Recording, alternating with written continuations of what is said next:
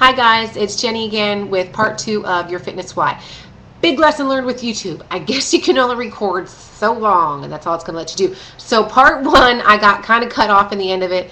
I have no idea how to edit it, so I'm hoping maybe I can get it fixed before some of you are seeing this. And then if you haven't, I'm sorry. Like I said, this is all new to me in the recording and editing and all that stuff. So here's part 2, and hoping to be a lot shorter than the first one. Okay, so we left off with is we need to remember to not be so prideful in asking for help. So we need to squash that and really focus on getting help when we do know we need it. Also, we need to find someone that with the same drive as us, with the same focus, with the same goal, with the same determination as what we have in life. And we basically want to befriend them and become friends with them if we aren't already. And we really want to rely on each other and support each other and help each other out. And so that way when we're having a bad day, we can go to them. Because as long as you're going to somebody who has the same determination as you do and the same goal as you do, then you're more apt for success and you have that help that you need. Someone who doesn't care about fitness and someone who doesn't care about eating healthy and going the same direction that you do is not going to want to help you because they just don't really care about it. I mean, that may not always be the case, but you really want to find someone with the same drive and determination as you do, and sometimes even a better drive, because if they're really fired up and go and you're kind of like, I don't know, I need some help, so you could go to them, and that's really good. You could both bounce off each other and support each other, and we always want to ask them for that help and advice, and someone who may have already reached their goal or gotten where they want to go. We always want to ask, like I said, ask them for help, ask them how they did it, and really learn from them, grow from them, because we can, like I said, we can always learn from somebody. We can learn something from everybody, no matter who it is. I learn from my kids all the time, and just because they're 5 and 8, it does not mean I do not learn from them. I really, really do. And I just, it's unbelievable what even a child can teach us. So just realize that you can always learn from somebody. You can always help somebody. There's something that you have to offer and give. So just find that supporter that you need, and really lock into it and really go for it. Basically, you need to learn to set short-term goals and long-term goals. What is your ultimate goal and the long-term goal? And give a date if you really can. You really want to put a date to something, because if you just say, oh, I want to lose 20 pounds. Well, if you don't give yourself a date, you're not going to have that drive and determination to get to it. So you need to, like I said, in setting your foundation is set your goals, because goals is going to be a great foundation. And then you need to have smaller goals, like once I lose 2 pounds, I'm going to get a cool pair of socks. Once I do 5 pounds, I'm going to do this. Once I get to this weight or this many inches or this size, I'm going to do this. So you want to set small short-term goals that you can do now, and then the ultimate goal could be, once I lose all my weight, I want to pay it forward and I want to help somebody else. I want to learn about fitness nutrition and I want to help teach others. You always want to teach others and pay it forward, basically, and use the blessing that you've been given of the things that you've learned, because nothing's greater than helping somebody else. That's just the most amazing thing of all, is to be able to, what you've learned, pass it along. So set those short-term goals, set those long-term goals, get a poster board and write out where you are now, where you want to go, mark it with some short-term goals, up to the long-term goal, and then star it, chart it, sticker it, bedazzle it, whatever you want to do, and then put it somewhere where you can see, so that way it motivates you. So you're going to have your goal chart, and then beneath it, I want you guys to write down your why. And like Peachbody says, is make a why board of maybe pictures or little sayings or all the different things of why. So you got both of them, so that way as you progress in your goals, so you can mark them off and see them, and you can look at your why and see if it all still matches up, and it's visual, because we're visual people. And if we could see it, we work towards it. If we see that fitness equipment just sitting there, we're gonna use it, because we're like, oh, I haven't used that, I need to use it. So you want to realize that just need to put it where you're at, and maybe even make a statement, write out a statement of why I'm going to do this, and then write it out and then sign it. So commitment statement, basically. Write yourself out a commitment statement. There we go. I got it right now. And then you're going to write it out and then sign it and then have someone else get a copy of it and then give it to your supporter and then have them have a signed copy, and then they sign it too, that they witnessed it and they saw it on said date, and they could hold on to yours and you could hold on to theirs. And that way you can always go back to it, maybe listing some of the whys in your commitment statement also. Because when you sign something, it makes it a little bit more real.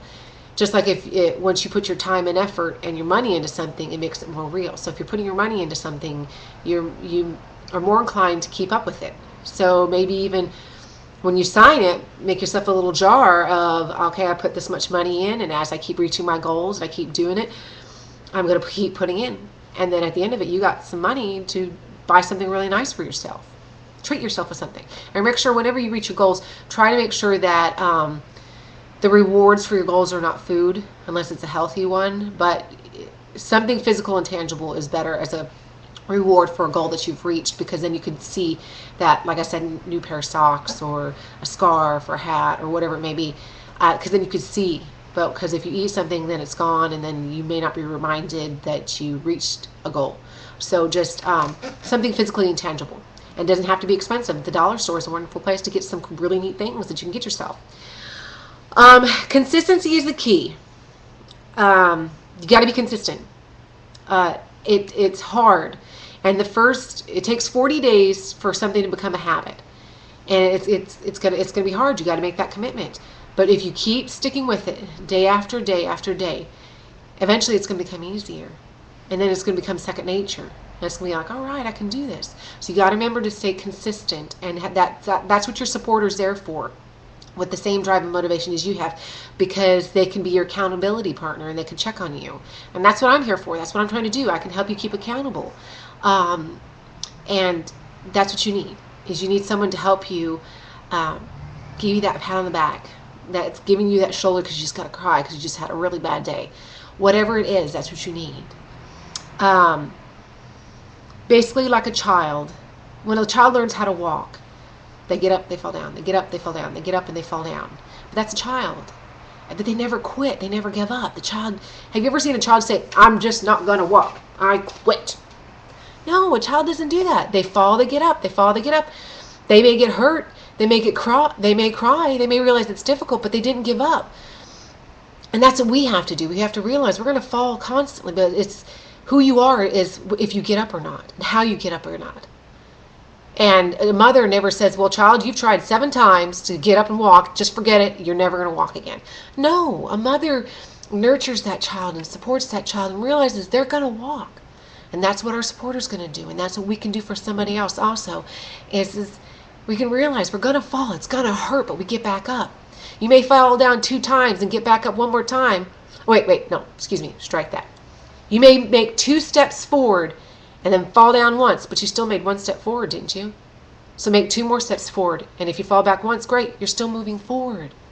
Okay? So you got to remember, it's going to be hard. It's like a roller coaster. You're going to have up days, down days, up days and down days.